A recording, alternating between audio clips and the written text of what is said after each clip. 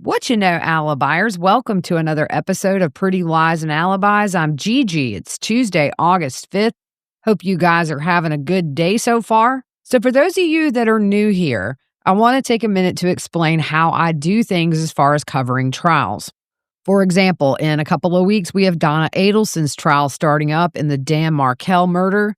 I'll be live streaming that trial every day. And then when I'm covering a trial at night, I break down the day's best testimony in an hour or less for those of you who don't want to watch 8 hours of court every day or can't watch. That way, you're caught up on the best parts every single day so you can follow along with how the trial is progressing. We're kind of getting to the end of these documents. I'm weeding through trying to find little things here and there. And yesterday, y'all, I got a response back from the Moscow Police Department. I'd inquired about how much it would cost to get every single thing they have on this case. Brace yourself, y'all. Over $20,000, and it would take over 300 hours for staff to go through and make the necessary redactions. So guess what? Not getting the entire file. I may go through and decide some things that I would like to see and try to get those, but definitely not going to break the bank to do that. So I'll keep you posted on getting anything new. I think we maybe have a couple of more episodes on this and then we'll wrap up. By the way, tonight at 9 Eastern, I'll be on Court TV with Vinnie Politan for the hour talking about the Jennifer Gledhill case. So let's jump into today's episode. Well, BK is now in long-term restrictive housing, or better known as solitary confinement, at the Idaho Maximum Security Prison. That move came on July 29th, which was less than a week after sentencing. Now, a lot of legal analysts and corrections officers theorize he will likely remain in solitary confinement until the day he dies due to the high-profile nature of the murders and the fact that he killed women, which is frowned upon in the prison system and makes the target on his back even bigger, aside from the fact that this case had major worldwide attention. He's in what they call J Block. That can house up to 128 inmates, including those in protective custody and those on death row, one of those fellow inmates being Chad Daybell. When BK moves within the prison, he will be restrained. Officials say he will have access to a shower every other day. He will get 1 hour of outdoor recreation daily, and that is sometimes dependent on staffing issues where if they're understaffed, you just don't get to go out. It's just one of those things that inmates don't really have a say in. The other 23 hours will be spent in his cell. I've seen a photo of the rec area. It is a chain-linked box with a plastic chair. He will eat every meal in his cell, which will be slid to him through a slat in the door, and he will have very, very limited interactions with others. He will have access to communication through JPay, and we went over what the tablets allow inmates to do in a prior episode, and he will have access to commissary, so he will be able to buy things as long as he has money on his account. For the restitution, I'm not sure how it works in Idaho. I know several contacts in different states that are in prison who say that whatever money is deposited on your account, they shave off a certain percentage every time, and that goes to the victim's family. So I'm going to try to find out how restitution works in Idaho. Going back to the documents, the Pullman Police Department released a bunch of files a couple of days ago. I went through everyone. Only a couple of files really had anything of substance. And one of those was called Operation Turtle Shell. This is where they were transporting BK from Pennsylvania back to Idaho. The first section says situation. The Pennsylvania State Police will be transporting a high-priority inmate, BK, via aircraft to the Moscow Pullman Regional Airport on January 3rd, 2023 at approximately 3:30 p.m. BK is currently in Pennsylvania State Police custody per a warrant issued out of the Latah County Courts for the November 13th murders of 4 University of Idaho students. This case has garnered significant media attention nationwide.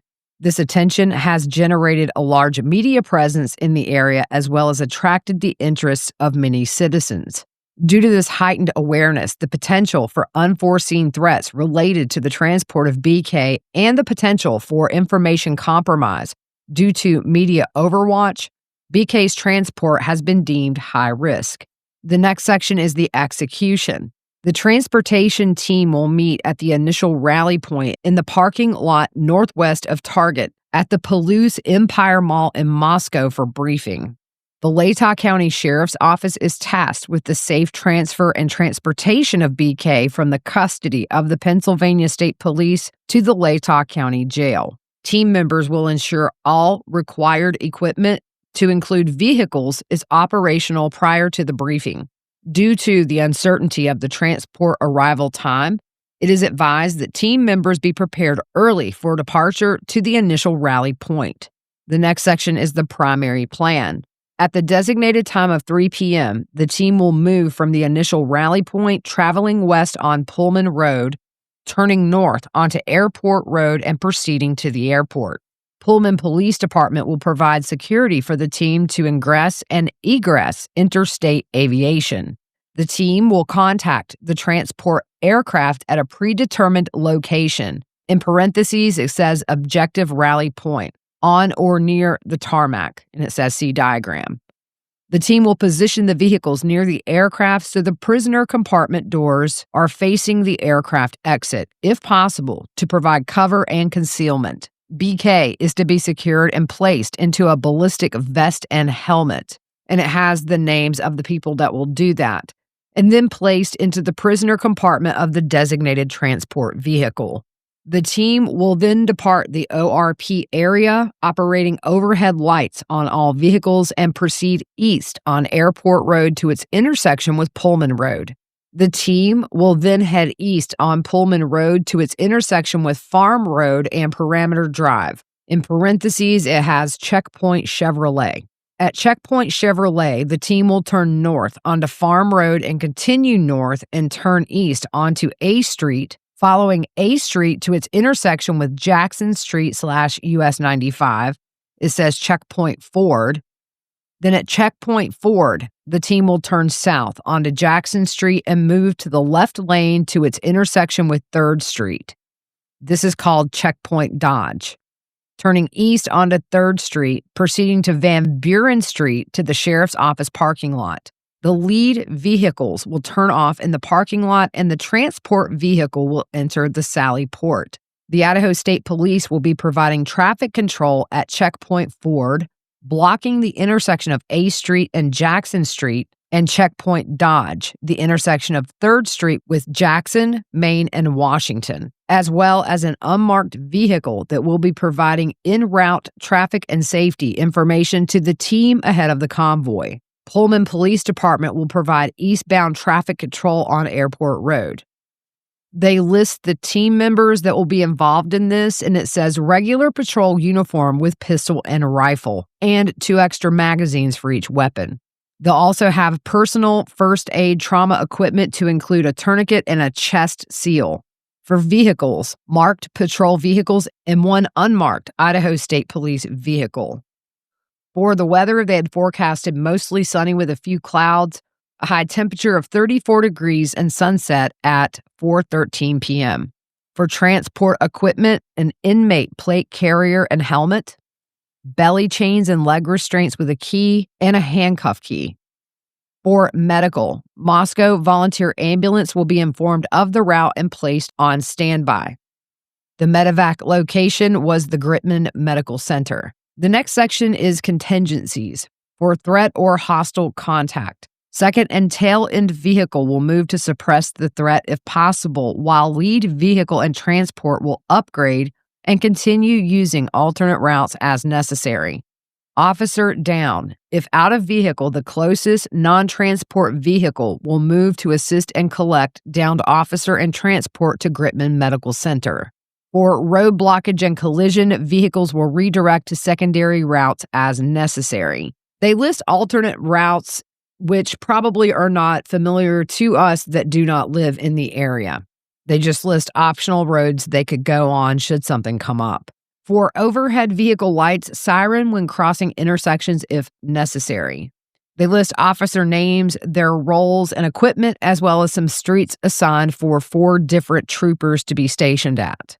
So that was Operation Turtle Shell. So moving on in the documents, this is written by Lawrence Mowry. On November 26, 2022, I applied for and was granted a warrant to serve on Google for information on accounts searching the following search terms from August 1st, 2022 to November 13th, 2022.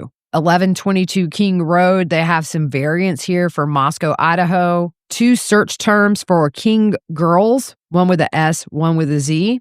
Kaylee, Maddie, Xana, and Ethan's names, as well as the names of the 2 surviving roommates. On December 1st, 2022, I applied for and was granted a warrant to serve on Google for information on accounts searching the following terms from November. This went from November 13th at 12 p.m. UTC to November 13th at 8 p.m. UTC.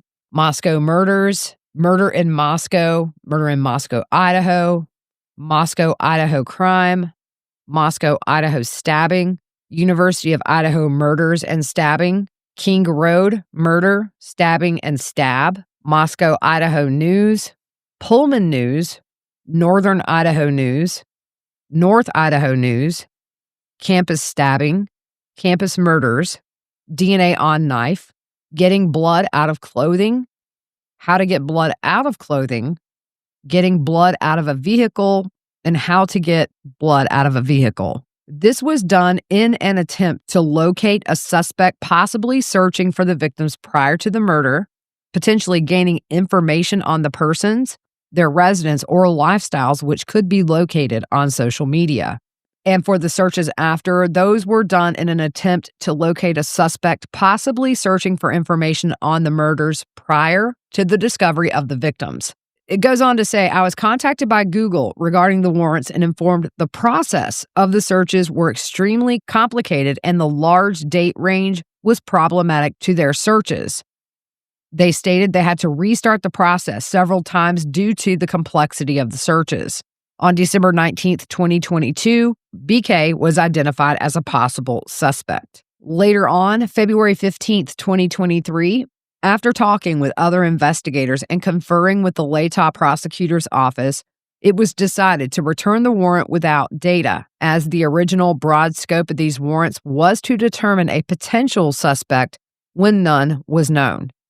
New warrants specific to BK's Gmail accounts, which can include search history, have been requested. There is no telling how many millions of people started searching for this as soon as news broke of the murders. So it would be expected that would be an almost impossible task for Google to go through every single Google account that searched for that. The next report by Lawrence Mowry. On February 23rd, 2023, I applied for a warrant for data associated with any Strava accounts. Remember, that is the fitness app. They were looking for any accounts linked to BK by recovery email, cookies, Android ID, creation IP, or a phone number. On March 22nd, 2023, the files were downloaded to the forensic computers. In reviewing the contents, I found the user of the account's date of birth, which is redacted, but the birth year of 1994 was visible, and had logged into the account July 31st, 2022 at 9:08 a.m. from an IP address located near Sammamish, Washington. I found 2 saved run routes, both located on or near Washington State University. The account was following no other accounts and only had followers after December 31st, 2022, which would have been after his arrest. Moving on, Lawrence Mowry served a search warrant on Reddit. There were 2 accounts identified by email. They are redacted, but one is a Gmail account, and that account was created September 24th, 2021.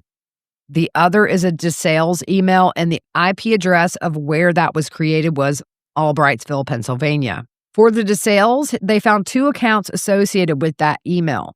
The first account was registered December 30th, 2022. The IP was located near Tampa, Florida with Frontier Communications. At 9:58 UTC time, which would have been 2:58 a.m. Eastern time, this account showed additional IP logins from January 2nd, the 4th, and the 11th, and the email address was not verified. During those dates, BK was incarcerated and not in Florida. With this information, I believe this account was a fake account. The second account name was redacted, and the registration date was April 1st, 2022 at 8:39 p.m. The registration IP was located near Albrightsville, Pennsylvania.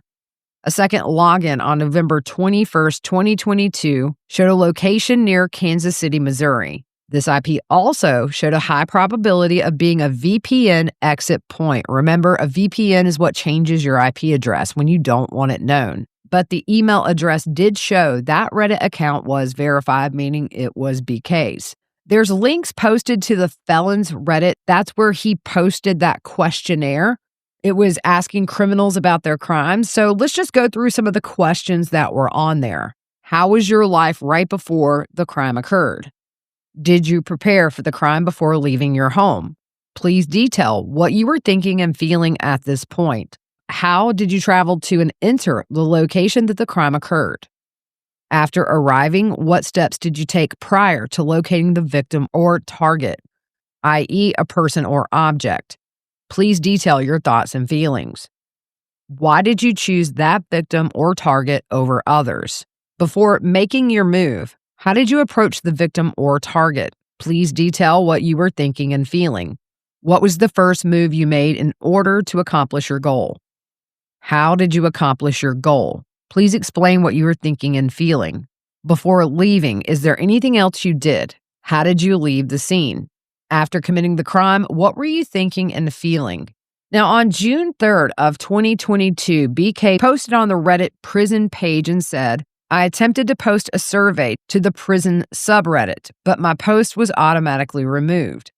I imagine this may be due to the lack of activity on my account, as I've seen others post research recruitment posts on this subreddit within the past few months. Would it be possible to obtain approval to submit a recruitment post to Reddit Prison? The recruitment post has my information in it, and the survey itself has an informed consent form that confirms my affiliation. I've been able to post my survey to other subreddits, such as ex-cons and felons. You can look at the specifics of my recruitment post by looking at these posts. Thanks in advance, BK. An auto moderator responded saying the most recent post was approved. On June 9th, BK got a message that his account was temporarily banned in the Reddit felons for 1 day. In a note from the moderators, it says, "We do not approve of this post. Please stop posting it." It says if he has any questions about his ban, he can contact the moderator team by replying to the message. It also says, reminder, if you use another account to circumvent this subreddit ban, that'll be considered a violation of the content policy and can result in your account being suspended from this site as a whole. Now, BK filed a report with the report reason saying it's targeted harassment at me. And on June 11th, he got a message saying the report and related content had been processed through their anti-abuse system for review, and it was determined the content did not violate policy. Now, in the data files, several posts containing similar data in the body field was located.